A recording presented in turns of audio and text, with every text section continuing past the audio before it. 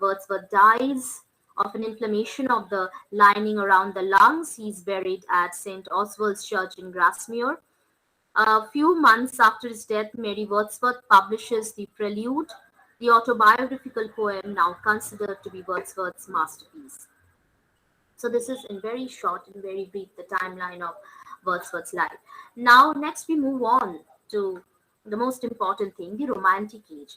The Romantic Age, the timeline, if you see, it's between 1798 to 1830.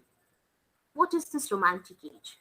How is this Romantic Age different from the previous age, the 18th century? I think all of you have read The Rape of the Lock, a very famous work of the 18th century.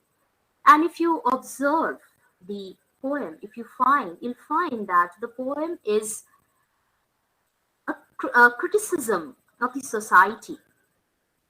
It talks about the follies of the society. It talks about how Belinda's lock of hair is cut, but it is minus emotion. You never cry for Belinda. You laugh at the follies. And you find that the poet is actually criticizing the society, and he has kept himself aloof from it. He's not involved in it. But when you read, for example, let's talk about Charles Lamb and his famous Dream Children, you are so moved by the entire essay, and at the end there are tears. You cry at Charles Lamb's condition. So what is the basic difference between the 18th century work and the Romantic period? The basic difference is 18th century, the works were basically very artificial in nature. It lacked emotion. And the Romantic period was a period which put this emotion in the forefront. It was the experience of the poet, the writer, that he was putting in pen and paper. He was a part of the society, but instead of criticizing the society from an external point, from an external observer, as an external observer, he was getting into it and he was sharing his experience. So Romantic movement was a movement which was a criticism, which criticized the 18th century work. So it was a literary movement, and there was a profound shift in sensibility. So kind of a paradigm shift in sensibility, which took part in Britain and throughout Europe roughly between 1770 and 1848. Intellectually, it marked a violent reaction to the Enlightenment, especially, the Enlightenment concept of rationality, reason, decorum, order, and these were reacted against by the Romantic writers.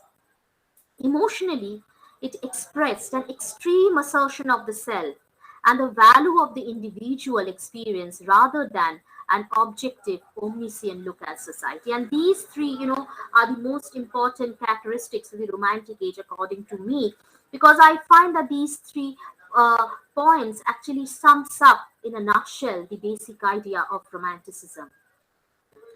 Now, before we move on to the works of Wordsworth, he had written a preface to the Lyrical Ballads. We know that Wordsworth's poem was very different from what his predecessors, had written. Wordsworth was writing something which was very new to the reading public. So, according to him, poetry is the breadth and finer spirit of knowledge. Poetry is the language of the common person. The reading public, they were not used to read poetry as a language of the common person. For them, the poet was a critic, an observer. He would be talking about the social follies. But for Wordsworth, as he writes in Lyrical Ballads, a poet is simply a man speaking to men. So he is just like any other common person, a human who is able to communicate his perception and experience of truth and beauty. However, the poet differs from regular people because of his higher sensitivity to the happenings around him and a deeper connection with his own feelings, moods, and emotions as they arise in response to these outer happenings. Now, what is a poem for Wordsworth as he writes in the lyrical ballads? For Wordsworth, poetry is what? A spontaneous overflow of powerful feelings which are recollected in tranquility. So, very simply speaking, this the highly sensitive poet is able to experience the beauty of ordinary life, capture his own emotions as they arise, and finally, when he goes back and sits in a calm and peaceful space to use his imagination to recollect these emotions, he finally writes down his work. So, what is the language in which the poems are written?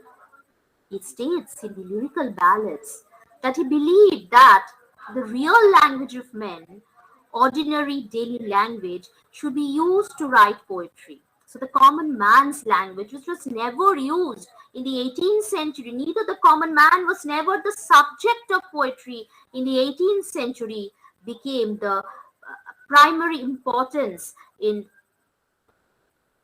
the Romantic period. So, what is the language in which a poem should be written? So, it should be written in the real language of men, the ordinary language. So, it should be used to write poetry.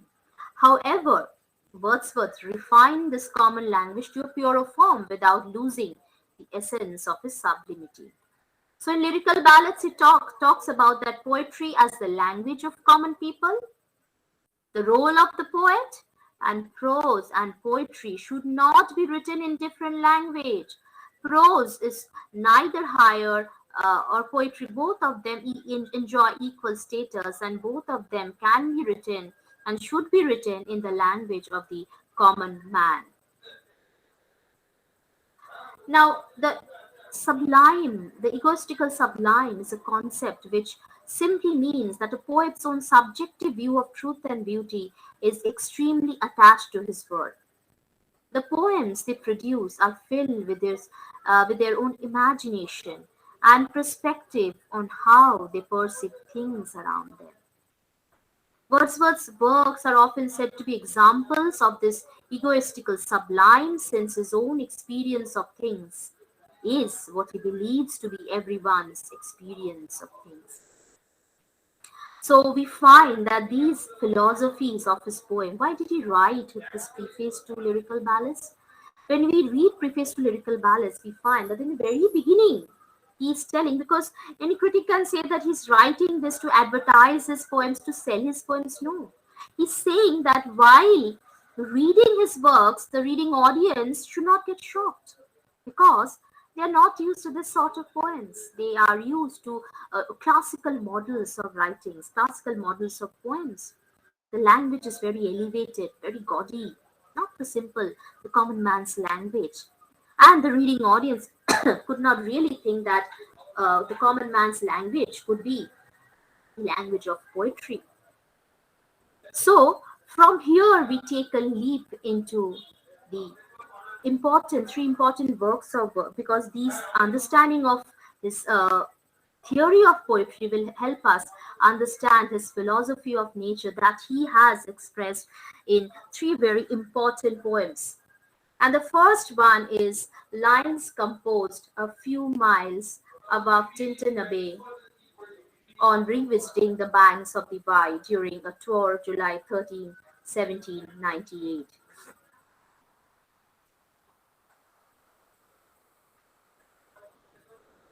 So Tintanabe starts with 5 years have passed, 5 summers with the length of 5 long winters, and again I hear these waters rolling from their mountain springs with a soft inland murmur.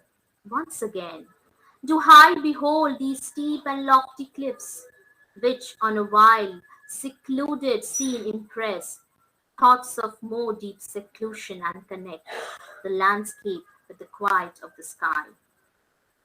We know that Wordsworth is considered as a poet of nature, or pantheist, you can say. His poem Tintinabe, which has autobiographical elements, it throws light on the poet's love for nature. He describes the plain beside the river Wye in Tintinabe, and as well as a state of mind and perception about nature. We find that his devotion and love towards nature is expressed without any barrier or restraint coming in between. His belief in pantheism, that is, God is all and all is God. He feels that the existence of the sublime divine spirit pervading all objects of nature in the setting sun, the round ocean, the living air, the blue sky, the mind of man, etc. And he says, a motion and a spirit that impels all thinking things, all objects of all thoughts, and rolls through all things. Thus, nature, including man, is related to God. So, according to Wordsworth, nature plays the role of giving joy to human heart, of purifying human mind, and of a healing influence on sorrow-stricken hearts. Wordsworth takes pleasure in contact with nature and purifies his mind in lonely rooms and mid the din of towns and cities with the memory of nature. Wordsworth mentions the moral influence of nature on human beings. There is a spiritual intercourse between man and nature. He regards nature as the anchor of my purest thought, the nurse, the guide, the guardian of my heart and soul, of all my moral being. So, these very lines tell us what his philosophy of nature is. He thinks nature to be his nurse, the guide, the guardian of his heart and soul, who will kind of channelize his life. And we find that Wordsworth advises his sister Dorothy to put herself under the influence of nature and assures her nature never did betray the heart that loved her. So the poet considers himself as a worshipper of nature in Tintinabe. It seems nature brings out the best that is inherent in the poet. The sight of the sportive woods run wild gives him a sense of freedom and sublimity. According to him, nature is an all engulfing entity, and he considers himself as a follower of nature.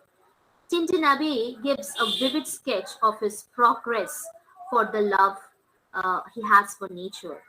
The description which it gives convinces and impacts one profoundly. The poet believes in the restorative power of nature and says that nature can restore and mend the sick with her soothing palm. Amidst the dins and noise of the hectic city, the poet conjures up the image of the serene vine, which always unfailingly revives his tired limbs and soul. And he feels the healing power of nature in his heart and senses. And he is a part of nature and at one with nature. Nature has a way of repairing and restoring herself when damaged and bruised. And Wordsworth, as a devoted follower of nature, has succeeded in losing himself in perfect harmony with her. So, when you read Tintinabe and you look at Wordsworth, how he has lost himself in the beauty of nature, this is why I gave you the example in the very beginning, that when you go to any beautiful place, you'll find the serenity of the place kind of has a deep impact on you. It refreshes your heart and your mind, and nature has such a deep impact. And in the poem Tintinabe, he describes his growth and development along with the forces of nature. Nature had played a very dominant role during his growing years. Even when still a young boy, he had discovered the generously it gave him joy and blessings of nature. In the presence of nature, he became an untamed boy, full of energy and lightness. There had been a time when he would behave like a roe, bounded over the hills and plains following the path of nature, more like a man running from something he dreads. These experiences of free spiritedness and submission to the lure and beckons of nature gave him immense enlightenment and relief from the stress and burns of reality. His love for nature during his youth went a notch higher. It was like a man's love for his sweetheart. Nature was like a beautiful maiden, and Wordsworth no doubt sported a healthy blush on the skin, on the cheeks, whenever he is in the presence of nature. The sounding cataract and the deep and dark woods haunted him like a passion. This love for nature still went another notch higher when he attained manhood. The love and interpretation of nature grew more profound at this stage. He discovered nature as a living entity whose dwelling is the light of the setting sun, the round ocean, and the living air. Nature, he realized, was an omnipotent force. What he experienced during his youthful days was replaced by what? By the serene mood and the sublime feelings. He began to see nature as a source for emancipation and deliverance, knowing that nature never did betray the heart that loved her. Here, the word knowing carries the full force of his conviction regarding the dependability of nature. So, we can say that, Tintanabe is a poem that shows the three stages of the human soul in relation with nature. In the first stage, Wordsworth's love for nature was only for the physical passion and animal pleasure, like a small child when he goes to any sees anything new or goes in the heart of nature, he is excited by the seeing the birds, the colors of the fruits of the trees. In the same way, that happened with Wordsworth also. In the second stage, he loved only the sensuous and outward beauty. But in the third stage, the mature stage, he can now understand the hidden meaning, the inner meaning of nature, and he can still hear the sad music of humanity. So in Tintanabe, we see that Wordsworth had the right knowledge about nature, which gave him enough reasons to become a pantheist or a worshipper of nature. So there is no doubt that nature happened to be the force and inspiration in molding and creating a legend, in the history of English literature, that is William Wordsworth. Next, we find the strain of a child being close to nature or worshipping nature continues, in the intimations of immortality. Again, in intimations of immortality, we find that Wordsworth's philosophy of pre-existence of soul, the soul in relation with nature in childhood and gradually in mature ages. So again, in this poem, just like Tintanabe, we get to see the different stages, how Wordsworth reacts. What is his reaction when he grows old? Okay, so Wordsworth's philosophical implication in this poem is that our souls come from heaven or God. After traveling to nature and being mature, they go back to God again. So, here in this poem, we find that Wordsworth regards childhood as the best time of human life. Why? Because the child is nearest to God. And he addresses the child as the best philosopher, mighty prophet, and seer blessed, because the child unconsciously knows those deep truths of life and nature which learned philosophers even do not know. So, uh, Wordsworth thinks that when a child grows up, he gradually departs from nature as well as God. But Wordsworth is not worried about it. You remember, I gave you the example of the baby who smiles, and as the baby grows up, the baby does not smile and talk to God because he starts getting involved in the worldliness of this world. So, because there is a possibility of change by nature, he's optimistic. There is a sense of loss. He feels that, as a child grows up, as he moves away from nature, as he moves, he also moves away from God. So here we find that he equates God and nature. And Wordsworth is not. At the end, we find there is a note that he's not worried that the child loses contact with nature and God. Rather, he finds that there is a possibility of change by nature, and he is optimistic that the immortal memories of his childhood would convert him to nature. Moreover, being grown up, he has been sober, mature, and philosophical instead of having the rapturous visions of childhood. He can perceive something nobler and wiser even in the humble and common objects of nature. He says to me, the meanest flower that blows can give thoughts that do often lie too deep for tears. So the implicit suggestion for us is that the suffering humanity can solve his problems by returning to nature. If we look at the composition and publication of this poem, we find that uh, Wordsworth's effort to explain what is really inexplicable, and yet his effort has wonderful poetic success. The first four stanzas were composed in 1803. Taken together, they present a problem which is interesting as a noble lyric of a baffled feeling of uneasiness. Then in 1806, he composed the rest of the poem by way of giving an explanation of the spiritual problem stated in the first four stanzas. The completed poem was first published in the Poems of 1807 with the title Ode.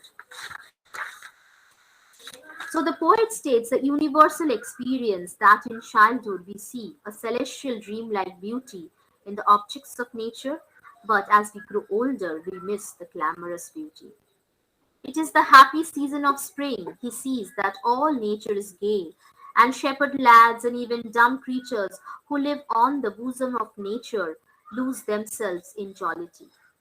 He alone is depressed at the thought that he cannot see nature as he used to see her in his childhood.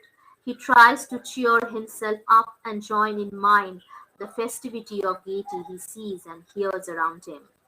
But his effort goes in vain. He feels that however much he may wish, the glamour he once used to see in the objects of nature is gone forever from the eyes in his manhood.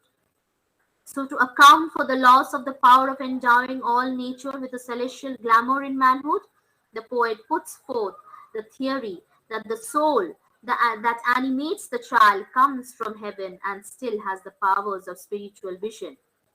But as the child grows gradually into boyhood, youth, and full manhood, he loses by degrees those powers because of the growing child's greater and greater interest in things which are of gross material world where he lives. So the play of the child testifies to his inclination to imitate the worldly ways and affairs of of his elders. He dulls his spiritual vision. It is a matter of regret that the growing child should thus foolishly dull the vision of his soul, which is gifted with the intuitive power of perceiving directly all mysteries of eternity because of the immensity of his soul. Though the grown up man loses his power of spiritual vision, yet he rejoices in the recollections of those earlier visions. Whatever makes a man's life in his maturity and living are inheritances of the instincts of childhood, which having once been must necessarily be in the soul like sparks of fire in the midst of embers. Though in maturity the soul's power of spiritual vision that gave a glamour to nature is gone, and the thrill of rapture is replaced by sober thoughtfulness, a power of sympathetic observation enables the grown-up man to see in nature a source of a quiet joy by a suggestion of moral interpretation of the sorrows and sufferings of life. So we find that Wordsworth connects human life with nature, and it's not only in Tintin Abbey or Ode to Intimations of Immortality. In his other poems, like when he says, "I wandered lonely as a cloud," or in Daffodils, he sees. He kind of tells, he visualizes that in his vacant and pensive mood, when he sits in the cozy corner of his house, uh, he understands the bliss of solitude. So, in both these poems, we have seen that Wordsworth rejoices in nature. Wordsworth feels that God and nature, they are the same. Nature is the healer, the nurse for Wordsworth, and Wordsworth kind of can let himself be free as he is in the lap of nature. And the similar strain is carried, in Prelude Book One. I mean, in Prelude as well. You have Book One in your syllabus, so I'll be discussing Book One. And there are some interesting facts in Preludes. Prelude was in a number of Prelude was not published until Wordsworth had died, and he kept on making changes. And many people say that this changes was due to Wordsworth's turning to conservative religion, turning to Christianity. And there is debate that some scholars say that no, he kept his views of pantheism alive, and what he was trying to just reassure himself and telling that okay, God and nature, they are the same.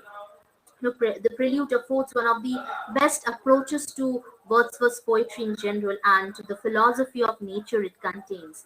It was actually finished in 1805, but was carefully and constantly revised until 1850, when it was published posthumously.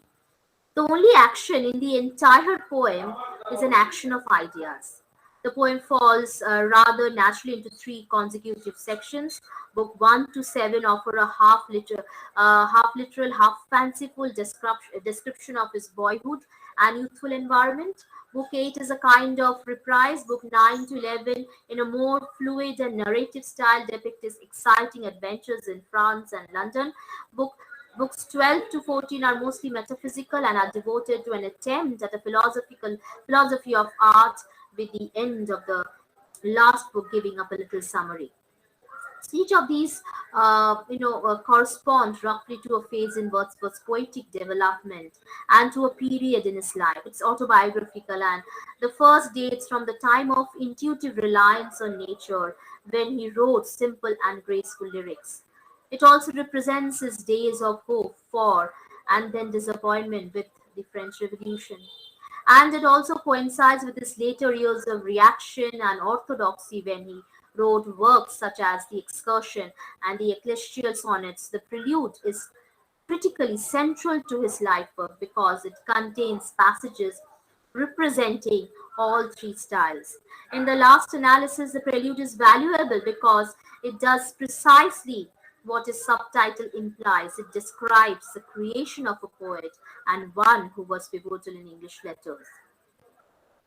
We find that one of the scholars, Miss Batho, in her recent book, The Later Wordsworth, proves one of her most careful and most open-minded students of Wordsworth's later years, and she does not believe that he ever suffered any particular philosophic reaction, but that his entire religious philosophy is to be traced to his early training in the church, to his own mystical experiences, and to his gradual and natural development of a less emotional and more rational philosophy. We see that his hope strengthens, his faith grows stronger in this power of nature which is innate to man. However, this idea of inner power of soul, of perfect reason, that originated in Wordsworth's philosophy, we see this and in other revisions that added to his own experiences. Wordsworth sees soul and true reason or mind, with them the spirit of nature, all identified with the supreme good. For him, faith is faith in that idea, never the orthodox faith in a personal God. His meekness, Christian or not, is a humility born of the recognition of transcendent power within him. There is no indication that his faith is orthodox. There is no diminution of his belief in a pantheistic universe. This he indicates by still, revising and writing again and again.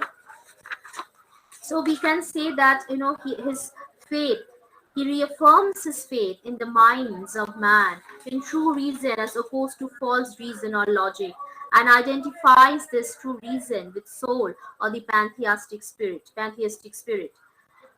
We find fresh emphasis on the power of the spirit, and add a statement that he still feels this power though he recognizes this better as orthodox.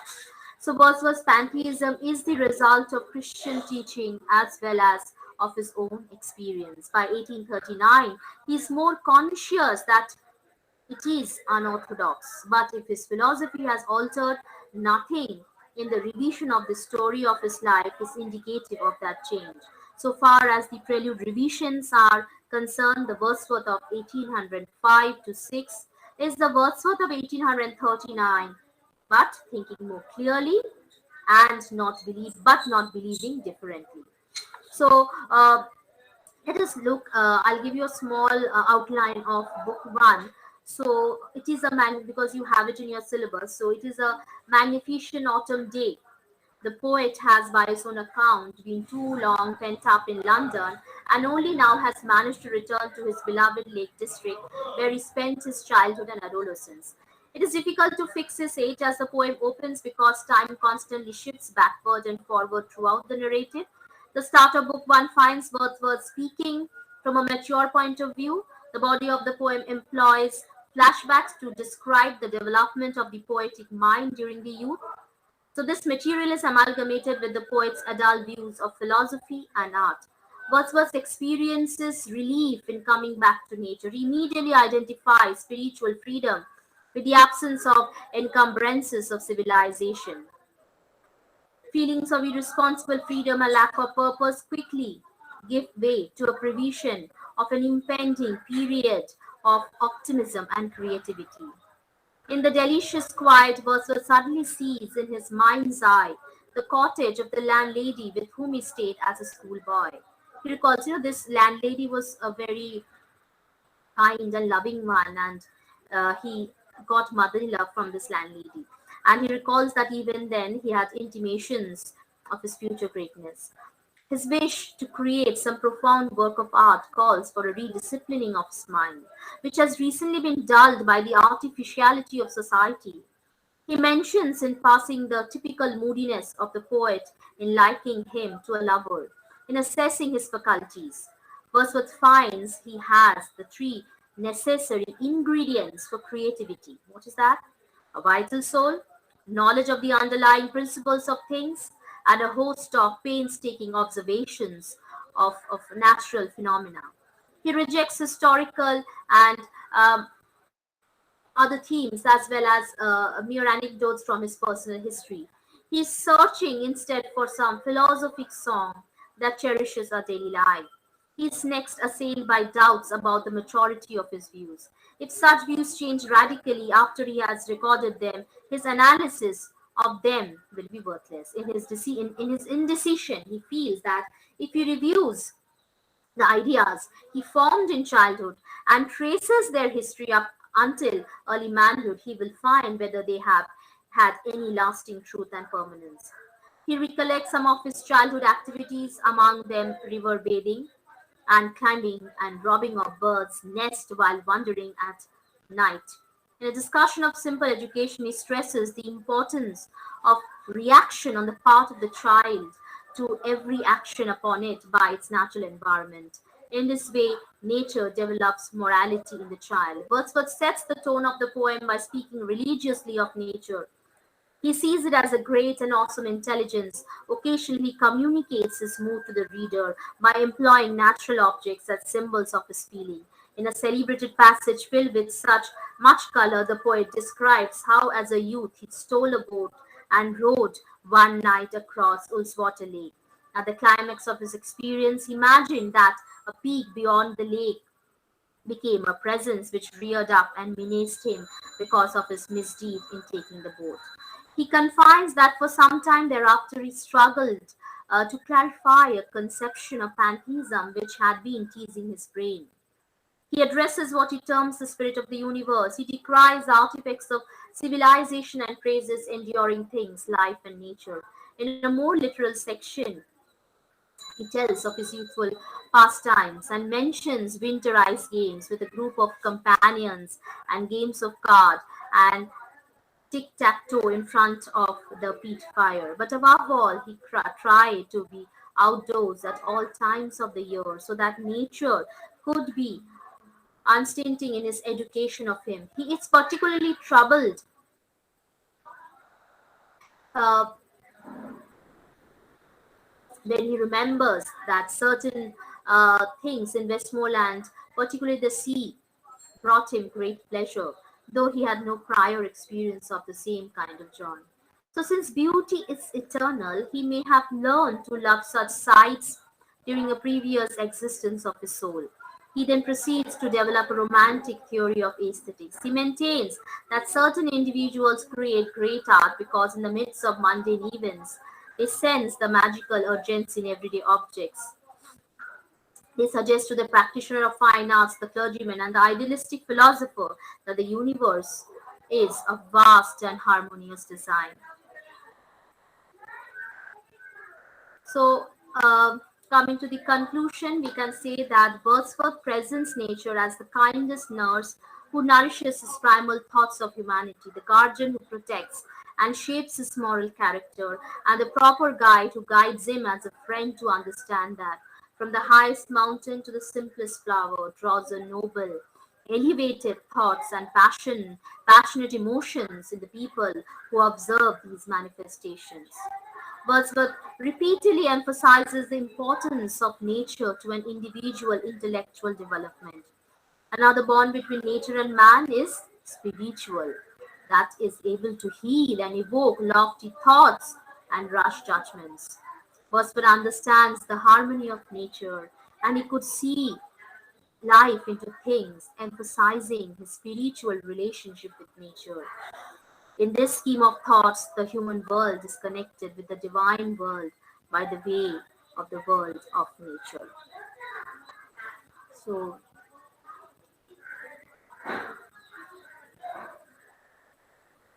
thank you. This was, Excellent presentation, Sriparna, thank and you, very Gautam. refreshing throughout. I was just listening. It's just wonderful. Thank you, Gautam. So it will help me once again to give a look into Wordsworth. Thank you very much, Gautam, for your encouraging words. Now, if there is any question from the students, you may ask.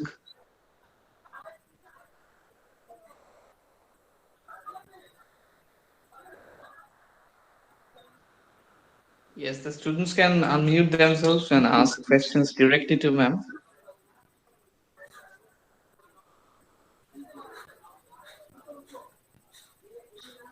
Thank you, ma'am. I have a question. Yes. We observe that Wordsworth has treated the nature as a divine spirit. So, can we call it scientific pantheism? See, we find that the entire romantic period was against this logic, rationality, and they were trying to, because 18th century work was away from this nature. It was very artificial in nature. So when Wordsworth started writing, it was a reaction against the 18th century. So instead of calling it scientific pantheism, let us just call pantheism. Let us just say that Wordsworth was trying to equate nature and God. He was trying to worship God. He was trying to find God rather in nature. He was trying to become one with God in the presence of nature. Yes, ma'am. Thank you, ma'am.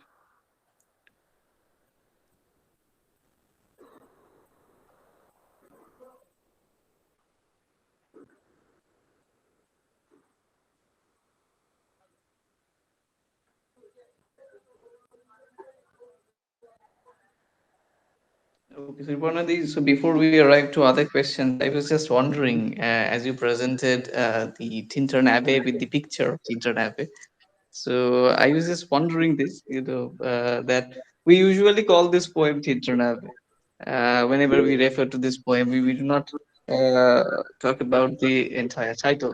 So what I was wondering that Wordsworth has written not a single line about Tintern Abbey, the Abbey specifically.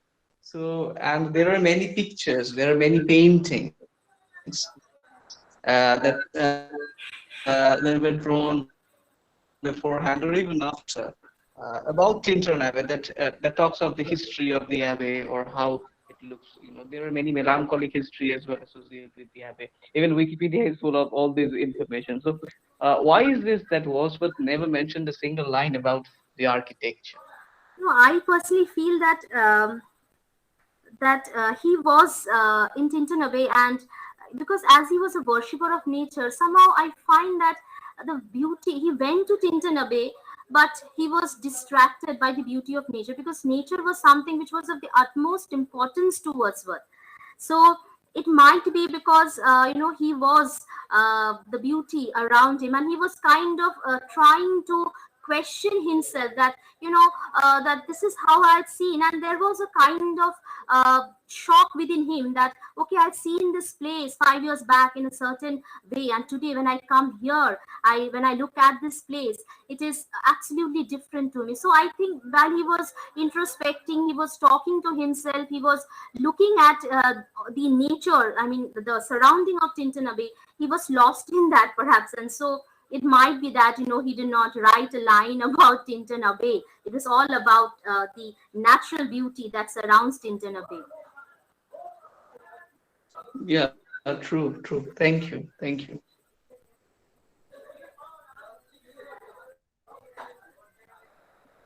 And Marjorie Levinson puts this beautifully. She says that there is a certain epistemological shift that happens in this age. So his entire focus is not on the world outside, or in a way, the external world that is presented in Enlightenment.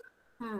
He is more concerned with nature with capital N, and also the nature small n of imagination. These sort of things often come us across while we discuss. Yeah. So I hope there are more questions that might come from our students. But the lecture was, so comprehensive that, I'm quite sure that they were just, in a way, all absorbed in it. So it's very difficult to ask question after how you presented very beautifully. So once again, thank you for that, Sriparna. Let's wait Thank you very much, for a few Subhash. more minutes if they come up with any other questions. Uh, there are some uh, not questions. I think there are, yeah, in the chat box there are students thanking you for this Yeah. beautiful lecture. But I think no more questions up here. Daud is there. Daud has completed his masters from Biswabangla the other year, 2022. So Daud, would you like to ask a question to ma'am? No, sir, but thank you, ma'am, for your enlightening speech, and we like it.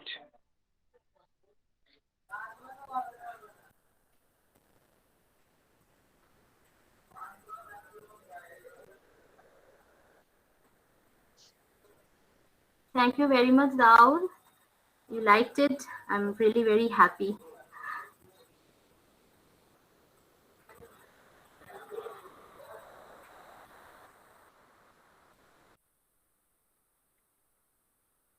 Okay, so as for now, as we can see, there are no more questions that have come up in the chat box, or students haven't unmuted themselves. So there is no other question. They are all just thanking you for this I beautiful have talk. a question. I have a Yes. question. If Sriparna, Yes, Gautam. please explain once again what is meant by egoistical sublime or egotistical sublime. What is meant by that exactly? I couldn't follow you at that time. And kindly explain again.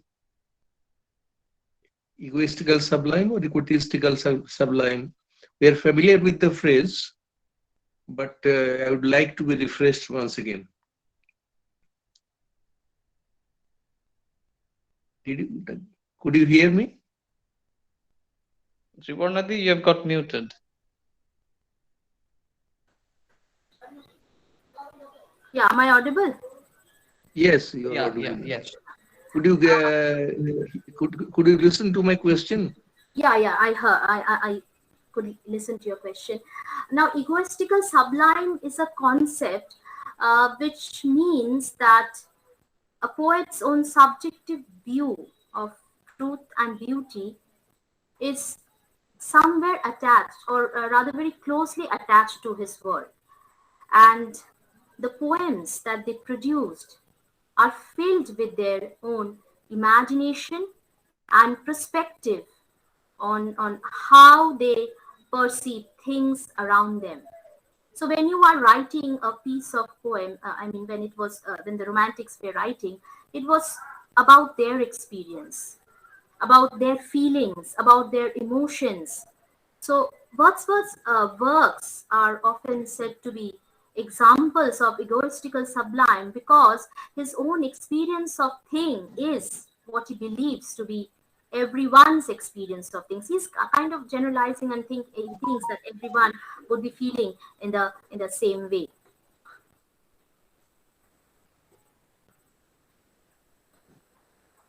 Yes, thank you.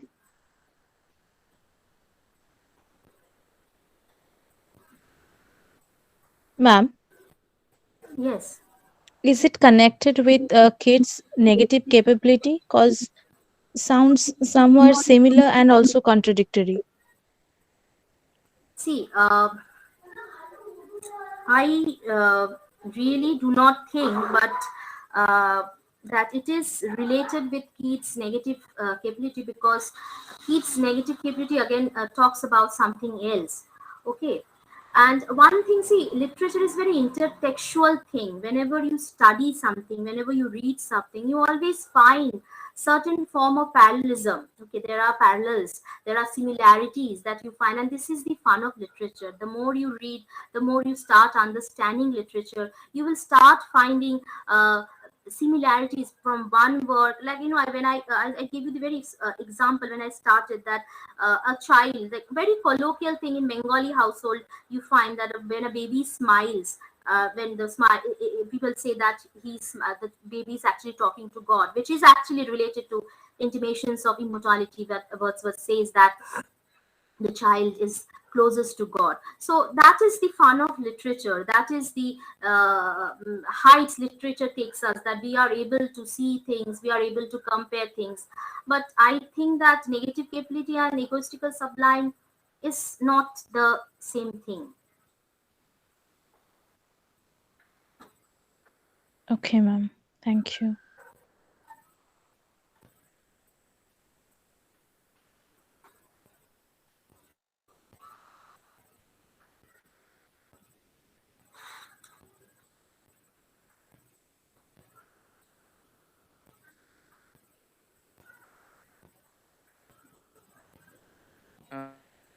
Sriparna, there are no further questions in the chat box, so I think they will be able to forward. Hello, ma'am. Okay, Shomo has a question. Yes, Shomo. Ma'am, I have a question.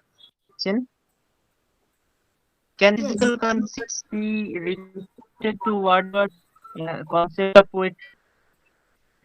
I cannot understand your question.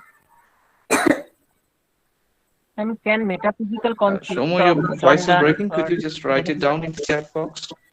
You mean metaphysical Okay, sir. concepts can be applied to Wordsworth? Yes, ma'am. See, Metaphysical metaphysical conceits, I think. conceits. Yeah, metaphysical conceits are, what happens? Ma'am, we have seen that it is very colloquial language is used in John Donne or other poets. But metaphysical conceit is completely different. They talk about very abstract ideas, but when we read Wordsworth, or when we read nature poetry, there is no this abstract idea. We can relate to things. Okay, so metaphysical conceit and romantic poetry, they are not the same. The language can be simple, but simple language does not mean that metaphysical and romantic poetry are the same things, isn't it? Okay, ma'am. Thank you. Ma'am, when it comes to the language, as Wordsworth himself, I and quote, in a section of language really used by men where he rejects the diction. But then he himself said in preface that it would be necessary to give up much of what is ordinarily enjoyed. So he is contradicting himself. He rejects the poetic diction, but he said that we men to men conversation, but then he said we should give up what is ordinarily enjoyed. So he is contradicting himself in his poetries. So how should we, emphasis on that? Can you write your question in the chat box, please? My voice clear? Sriparna, what she's trying to tell is, yeah, her voice is Yeah. breaking. I think what she was trying to tell is that, uh, um, you know, uh,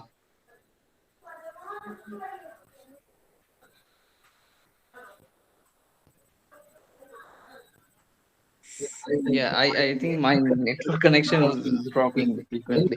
Anyway, what she was trying to tell is that whether there is a self contradiction in Wordsworth, where on the one hand he is telling that the language should be that of the ordinary man, and then he is writing a poetry that is, number one, not very colloquial in a sense of how language is used. He's actually not employing that language. And number two, she is telling that uh, Wordsworth is also mentioning in the preface that many things that or many aspects of the ordinariness of the ordinary people should be shunned in poetry. So is there a self contradiction there in Wordsworth's theory and practice? See, but first coming to the point of language, that he says that he should be using the language of common man.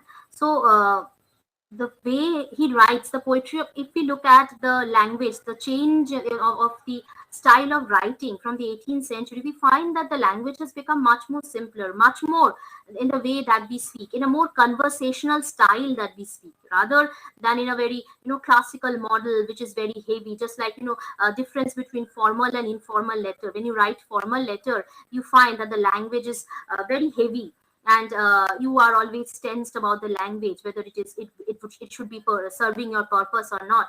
On the other hand, when you are writing an informal letter, the language is very spontaneous. So what Wordsworth says is poetry is the spontaneous flow of emotion. Okay. And so he uses the language, very simple language, but at the same time, when he's writing poetry, when you are writing poetry, you need to frame the verse, you need to frame the entire format of poem. So he is not actually contradicting, because he does not use some very heavy words. He does not use words that you need to constantly look at the dictionary. So you can relate with the words. Okay. So I don't think that he is contradicting with the language part, number one. And number two, you said that the common man cannot always be the subject of poetry. Am I right? Yes, ma'am. Yeah. But what does he say in his that when you see something, that thing should catch your imagination, or like when he is writing about, let's talk about the solitary reaper. Do you think the solitary reaper is not something very common? He's writing about that. He's writing about daffodils, but that has to, the music of the solitary reaper attracted his attention. The beauty of the daffodils attracted his attention. So it's not that because he's saying that he wants to write about the common things, everything that should be worth to kindle the imaginative power of the poet. And all the things that he's writing, it's not something that is very heavy, that is very lofty in approach. It is very simple. So I think what he meant was that it should have the power to captivate the mind of the poet, and then only he'll be able to compose. Then only his spontaneous flow of emotion will come after that. If that particular thing fails to attract his attention, how will he write a poem from that? So I do not think that he is contradicting, and do not take that in such a literary sense. If you look at his works, look at what he says in his works, you will find that he's actually not contradicting himself. Okay, ma'am. Thank you so much. And thank you, sir, for articulating my question.